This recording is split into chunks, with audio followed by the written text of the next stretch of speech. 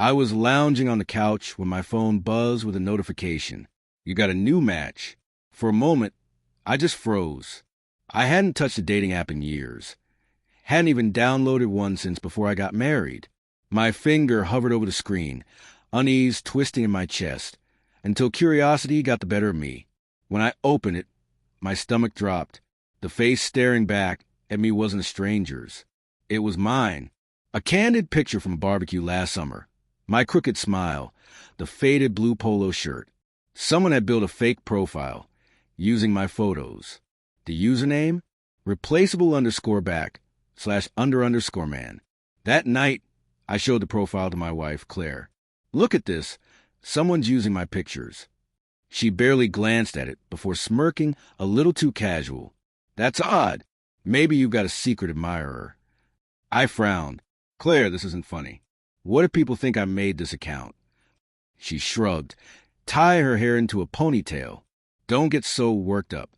Nobody's gonna take that username seriously. Something about the way she dismissed it, light, almost rehearsed, made my stomach tighten. That was the first crack. The next day at work, I couldn't focus. During lunch, I opened the app again and dug through the fake profile. Whoever had created it hadn't just thrown it together. It had details, personal ones, my favorite bands, my degree, even the fact that I hate olives. Only Claire could have known all that. That evening, I confronted her. She sighed like I was a kid nagging her. Arms crossed, she admitted flatly. Fine, I made it. I just stared. Why? What were you thinking? Her tone was calm, almost clinical. To prove a point. You've gotten complacent, comfortable. I wanted you to realize that if you don't try, there are men out there who would.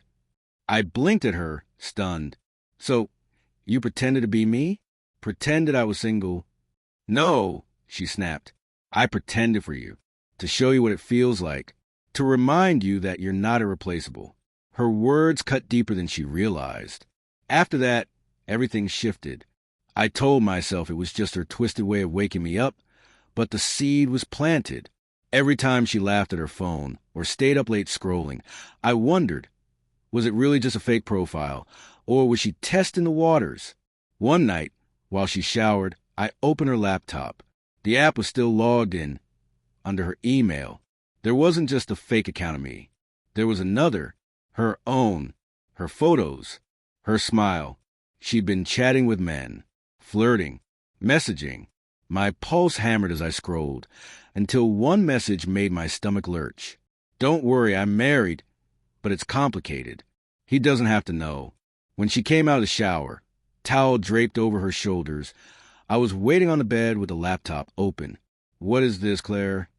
My voice shook with anger and disbelief. Her face drained, then hardened. I told you, it was just to prove a point. A point? My voice cracked. You're telling strangers you're married, but it's complicated? Sending selfies? That's not a point. That's betrayal. She clutched the towel tighter. You don't understand. I wasn't actually going to meet any of them. I just wanted to feel wanted again. To remind myself I could. Her voice wavered at the end, but it was too late. You needed strangers to tell you that? I asked quietly. Not me? Your husband? That was the breaking point.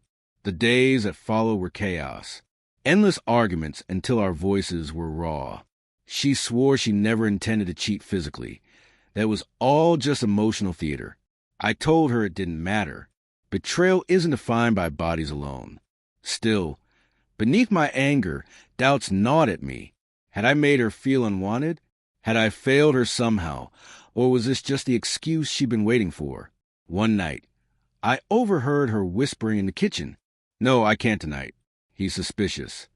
My heart thundered. That was it. I grabbed my keys and drove until the city lights blurred. I didn't sleep that night. By morning, I knew what I had to do. When Claire came downstairs, eyes puffy with sleep, I was waiting at the table with my laptop open.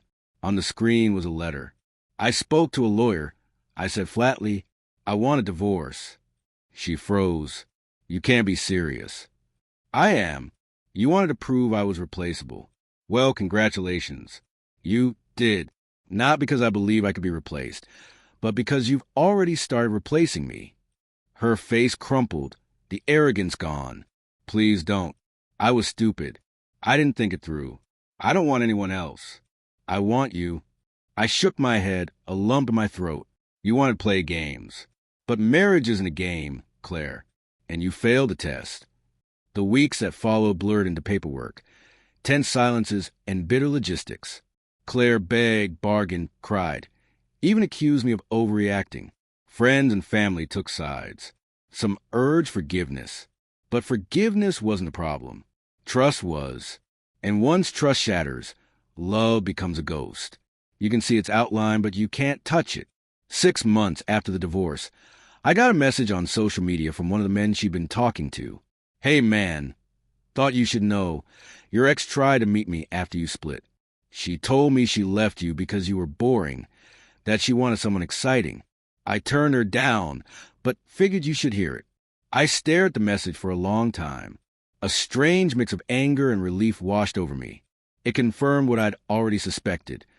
Claire's experiment was never really about me. It was about her insecurities, her need for validation, her fear of settling. And for the first time since it all began, I felt free. Looking back, I see now that relationships don't collapse in one sudden blow. They erode piece by piece, through small lies, dismissals, choices made in the dark. Claire thought she was proving that I was replaceable, but in the end, she proved the opposite. She proved that she was. And when I finally walked away, I didn't feel like a man who lost his wife. I felt like a man who had finally found himself again.